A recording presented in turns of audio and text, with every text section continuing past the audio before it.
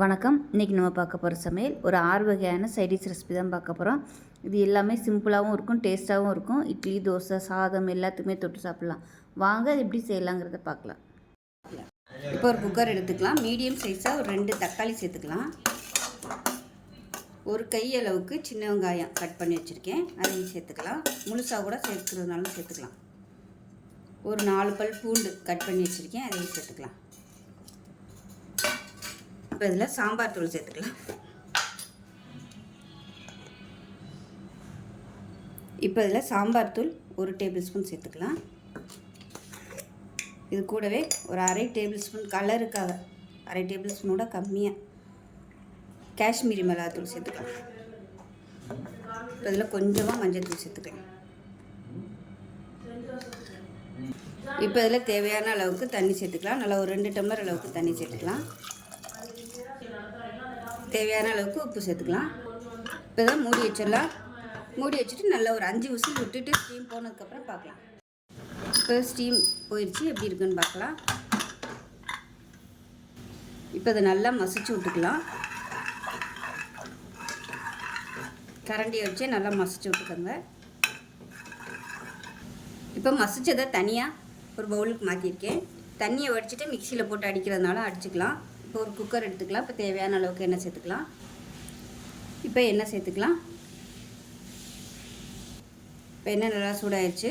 1 teaspoon கடுகு, கொஞ்சமாக ஒரு 2 வெந்தயம், கொஞ்சமாக சீரகம், கொஞ்சமாக உளுந்து, வாசனைக்காக 3 வரமிளகாய், கொஞ்சமாக கருவேப்பிலை.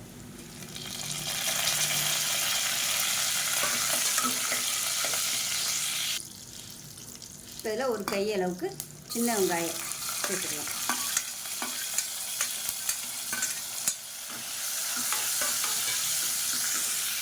வெங்காயம் நல்லா வதங்கிடுச்சு. இதில் 1 டேபிள் ஸ்பூன் அளவுக்கு கடலை மாவு சேர்த்துக்கலாம்.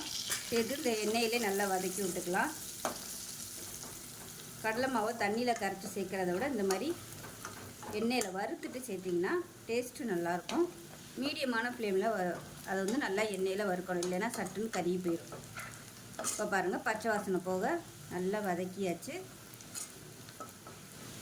இப்போ நம்ம கடைஞ்சி வச்சுருக்க அந்த தக்காளி வெங்காயத்தை அப்படியே சேர்த்துக்கலாம். சேர்த்துட்டு நல்லா கலந்து விட்டுக்கலாம். அது கொதிக்கட்டும். கொதிக்க ஆரம்பிச்சிச்சுன்னா திக்னஸ் ஆகும்.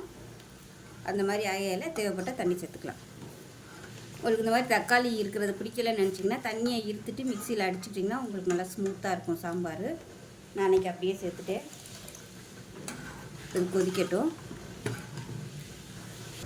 இப்போ பாருங்கள், நல்லா கொதிச்சிருச்சு. கடலை மாவு எண்ணெயில் நல்லா வறுத்ததுனால பச்சை வாசனை சீக்கிரமாகவே போயிடும். ரொம்ப நேரம் கொதிக்க விடணும் அவசியம் இல்லை. இப்போ இதில் பொடியாக நறுக்குனா கொத்தமல்லியில் சேர்த்துக்கலாம். அவ்வளோதான், சூப்பரான ஒரு பருப்பு இல்லாத தக்காளி சாம்பார் ரெடி ஆயிடுச்சு.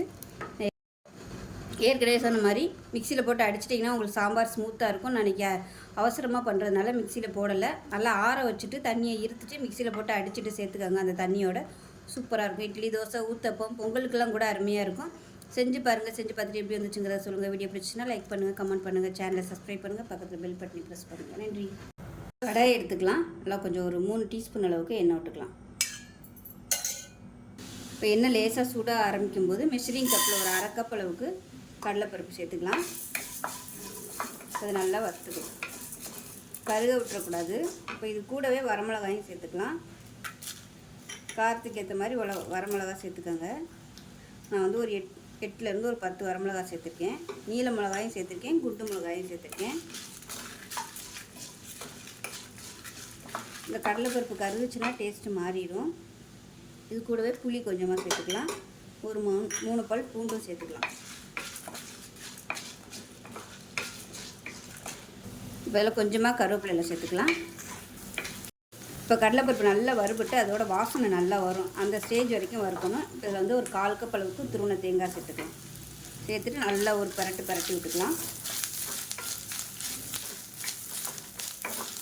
இந்த மாதிரி கடலைப்பருப்பு வறுக்கணும்னா தான் சட்னி நல்லா வாசமாக இருக்கும். கருகிருச்சுன்னா டேஸ்ட் அப்படியே மாறி போயிடும்.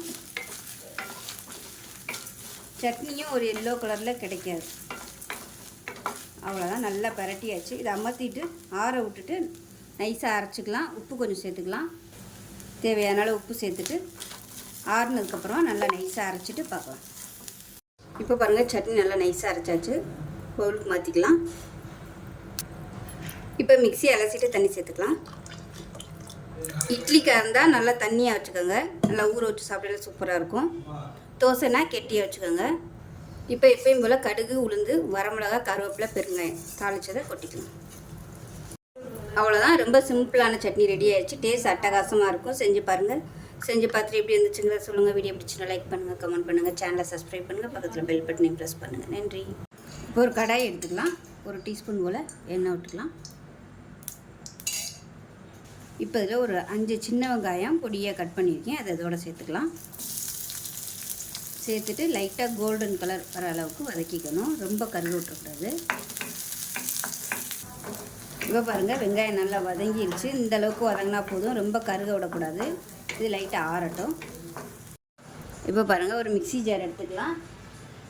இதில் வந்து ஒரு 1/4 கப் அளவுக்கு துருவன தேங்காய் சேர்த்துக்கலாம். இது கூடவே ஒரு 5 டேபிள் ஸ்பூன் வர மாதிரி பொட்டுக்கடலை. தேங்காயோட பொட்டுக்கடலை கொஞ்சம் கம்மியாக இருக்கணும். இது கூடவே ஒரே ஒரு பச்சை மிளகாய், பெரிய பச்சை மிளகாயை 2 உடச்சிட்டு வச்சுருக்கேன். காரத்துக்கு வந்து நல்லா ஒரு 6லேருந்து 8 வரமிளகாய் சேர்த்துக்கலாம். இது கூடவே ஒரு 2 பல் பூண்டு, ஒரு சின்ன துண்டு இஞ்சி. ஃப்ளேவர் பிடிக்கும்னா சேர்த்துக்கோங்க, இல்லைன்னா வேணாம். கொஞ்சமாக உப்பு சேர்த்துக்கலாம். இப்போ இதில் நம்ம வதக்கி வச்சுருக்க இந்த வெங்காயத்தையும் சேர்த்துக்கலாம்.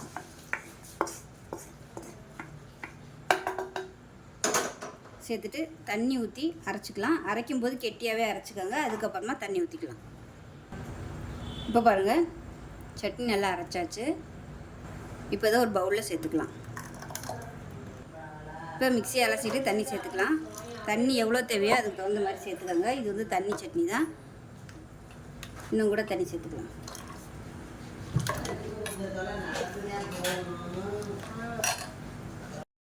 இப்போ ஒரு கடாய் எடுத்துக்கலாம். அதை தாளிக்கிற பேன் எடுத்துக்கலாம்.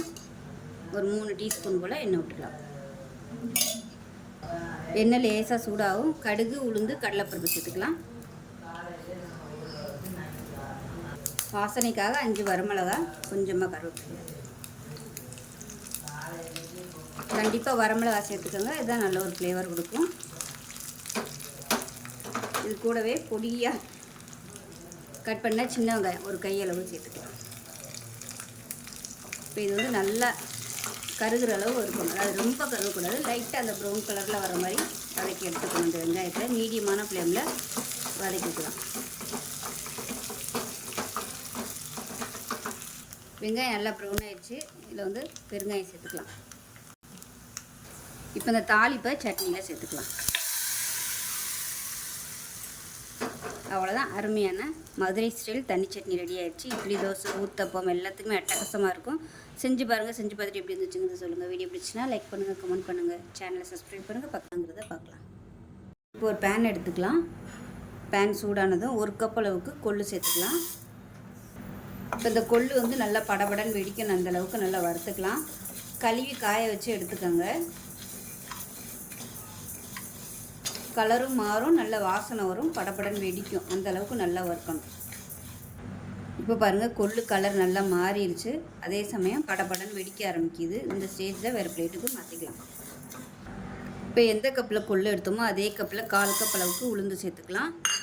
அது கூடவே 1/4 கப் அளவுக்கு கடலைப்பருப்பு சேர்த்துக்கலாம். கொஞ்சமாக இருக்கிறதுனால நான் எல்லாத்தையுமே ஒன்றா சேர்த்துட்டேன். நீங்கள் வந்து நிறைய குவான்டிட்டி சேர்க்குறதா இருந்தால் தனித்தனியாக போட்டு வறுத்துக்கோங்க. இப்போ பாருங்கள், உளுந்தும் கடலைப்பருப்பும் வறுபட்டுருச்சு. இதையும் வேறு பிளேட்டுக்கு மாற்றிக்கலாம். இப்போ கொஞ்சமாக எண்ணெய் விட்டுக்கலாம். விட்டுட்டு காரத்துக்கு தேவையான அளவு வரமிளகாய் சேர்த்துக்கலாம். இது வந்து ஒரு 10லேருந்து ஒரு 15 வரமிளகாய் இருக்கும். காரத்தை பொறுத்து நீங்கள் சேர்த்துக்கோங்க. எந்த கப்பில் எடுத்தோமோ அதே கப்பில் 1 கப் அளவுக்கு கருவேப்பிலை அதையும் சேர்த்துக்கலாம். சேர்த்து நல்லா வறுத்துக்கலாம். காரம் நல்லா பிடிக்கும்னு நினச்சிங்கன்னா காரத்துக்கு தகுந்த மாதிரி நீங்கள் வரமிளகாய் கூடவோ குறைச்சோ சேர்த்துக்கலாம். கம்மியாக இருந்துச்சுன்னா மறுபடியும் நீங்கள் வரமிளகாயை வறுத்துட்டு பொடி பண்ணிவிட்டு இந்த பொடியும் போட்டு மிக்ஸ் பண்ணிட்டீங்கன்னா உங்களுக்கு காரம் சரியாயிடும்.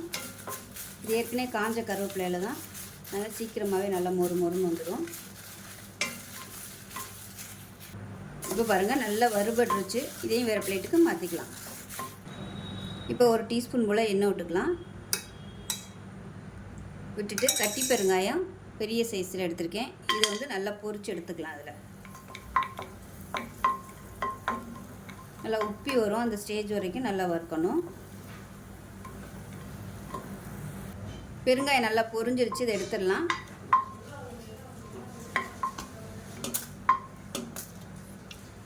அதே கடாயில் கொஞ்சமாக எண்ணெய் விட்டுக்கலாம். பெரிய பல்ல 6 பல் பூண்டு தட்டி வச்சுருக்கேன். இது வந்து நல்லா மொறுமொறுன்னு வறுத்துக்கலாம். பூண்டு வந்து விருப்பம் இல்லைன்னா நீங்கள் சேர்க்க வேணாம். இப்போ பாருங்கள், பூண்டு நல்லா வறுபட்டுருச்சு. இப்போ இதையும் வேறு பிளேட்டுக்கு மாற்றிக்கலாம். இப்போ நல்லா ஆறுனதும் அரைச்சிட்டு பார்க்கலாம். இப்போ இதில் கொஞ்சமாக உப்பு சேர்த்துக்கலாம். உப்பு சேர்த்துட்டு அரைச்சிட்டு பார்க்கலாம். இப்போ பாருங்கள், நல்லா நைஸாக அரைச்சாச்சு. பொடி அருமையாக ரெடி ஆயிடுச்சு. இந்த பொடி இட்லிக்கும் தொட்டுக்கலாம். நல்லெண்ணெயும் நெய் ஊற்றி சாப்பிட்றதுக்கும் நல்லாயிருக்கும். சாதத்துலேயும் நெய் நல்லெண்ணெய் ஊற்றி சாப்பிட்றதுக்கும் சூப்பராக இருக்கும். பசங்களுக்கு லஞ்ச் பாக்ஸுக்கெலாம் நீங்கள் இது மாதிரி செஞ்சு கொடுத்து விடுங்க. ரொம்பவும் ஆரோக்கியமாக இருக்கும். கருவேப்பிலை சேர்த்துருக்கிறதுனால உடம்புக்கு நல்ல ஆரோக்கியமாகவும் இருக்கும். கொள்ளும் நல்ல ஒரு உடம்புக்கு நல்ல ஸ்ட்ரென்த்தும் கொடுக்கும். சுகர் பேஷண்ட்டாக இருக்கிறவங்க இது மாதிரி பொடி அரைச்சி வச்சுக்கிட்டிங்கன்னா டெய்லி 2 பிடி சாதத்தில் போட்டு சாப்பிட்டிங்கன்னா சுகர் லெவல் நல்ல கண்ட்ரோலுக்கு வரும். ஸோ ஆரோக்கியமான ஒரு கொள்ளு கருவேப்பிலை பூண்டு பொடி ரெடி ஆயிடுச்சு. நல்ல கமகமன் வாசனையாக இருக்குது. இதில் அரைக்கையில் விருப்பப்பட்டால் நீங்கள் எள்ளு ஒரு 1/4 கப் அளவுக்கு சேர்த்துக்கங்க வறுத்துட்டு. ஸோ அருமையான பொடி ரெடி ஆயிடுச்சு. நல்லா ஒரு 2-3 மாதத்துக்கு வெளியில் வச்சுருந்தாலும் கெட்டு போகாது. இதே மாதிரி செஞ்சு பாருங்கள். செஞ்சு பார்த்துட்டு எப்படி இருந்துச்சுங்கிறத சொல்லுங்கள். வீடியோ பிடிச்சுன்னா லைக் பண்ணுங்கள், கமெண்ட் பண்ணுங்கள், சேனலை சப்ஸ்கிரைப் பண்ணுங்கள், பக்கத்தில் பெல் பட்டனையும் ப்ரெஸ் பண்ணுங்கள். நன்றி. ஒரு பேன் எடுத்துக்கலாம். ஒரு 2 டீஸ்பூன் அளவுக்கு எண்ணெய் விட்டுக்கலாம். எண்ணெய் சூடாகும். ஒரு கை அளவுக்கு பெரிய வெங்காயம் நீளமாக நறுக்குனதை சேர்த்துக்கலாம். அது கூடவே ஒரு 3 பல் பூண்டு சேர்த்துக்கலாம்.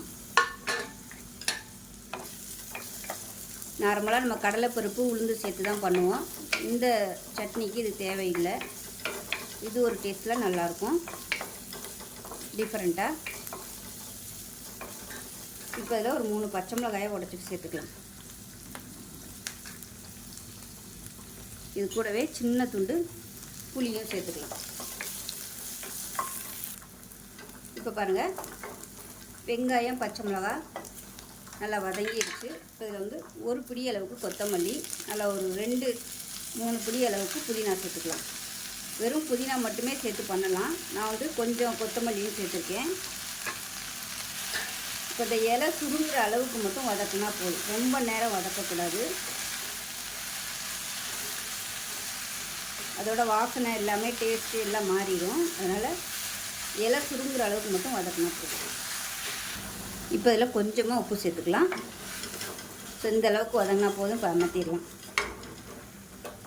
ஆறுனதுக்கப்புறமா நல்லா நைஸாக அரைச்சிட்டு பார்க்கலாம். இப்போ பாருங்கள், சட்னி வந்து நல்லா அரைச்சாச்சு. ஒரு பவுலுக்கு மாற்றிக்கலாம். இப்போ மிக்சியை அலசிட்டு கொஞ்சமாக தண்ணி சேர்த்துக்கலாம். இப்போ பாருங்கள், நல்லா தண்ணி ஊற்றி கலந்தாச்சு. இப்போ எப்பயும் போல் கடுகு உளுந்து வரமிளகா கருவேப்பிலை போட்டு தாளிச்சதை சேர்த்துக்கலாம். அவ்வளோதான், ஒரு சூப்பரான தேங்காய் இல்லாத புதினா சட்னி ரெடி ஆயிடுச்சு. டேஸ்ட் நல்லா அட்டகாசமாக இருக்கும். செஞ்சு பாருங்கள். செஞ்சு பார்த்துட்டு எப்படி இருந்துச்சுங்கிறத சொல்லுங்கள். வீடியோ பிடிச்சிச்சின்னா லைக் பண்ணுங்கள், கமெண்ட் பண்ணுங்கள், சேனலை சப்ஸ்கிரைப் பண்ணுங்கள், பக்கத்தில் பெல் பட்டனையும் ப்ரெஸ் பண்ணுங்கள். நன்றி. ஒரு பேன் எடுத்துக்கலாம். தேவையான அளவுக்கு எண்ணெய் சேர்த்துக்கலாம்.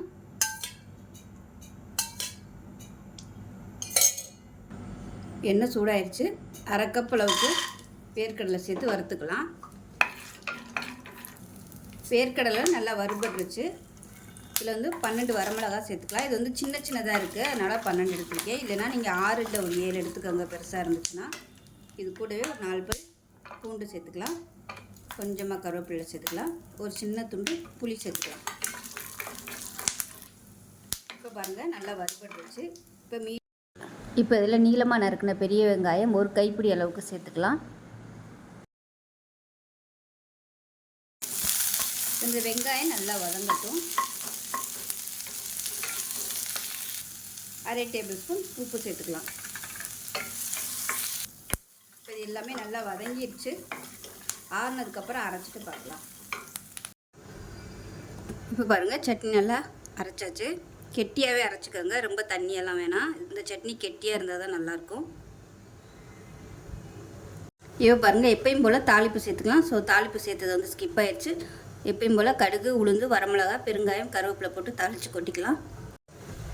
டேஸ்ட் நல்லா அட்டகாசமாக இருக்கும். செஞ்சு பாருங்கள். இட்லி, தோசை, ஊத்தப்பம் எல்லாத்துக்குமே நல்லாயிருக்கும். சுட சுட இட்லிக்கு இந்த சட்னியை தொட்டு சாப்பிடுங்க. எவ்வளோ இட்லி சாப்பிட்டீங்கன்னு உங்களுக்கே தெரியாது. ஸோ அந்தளவுக்கு சாப்பிட்டுக்கிட்டே இருப்பீங்க.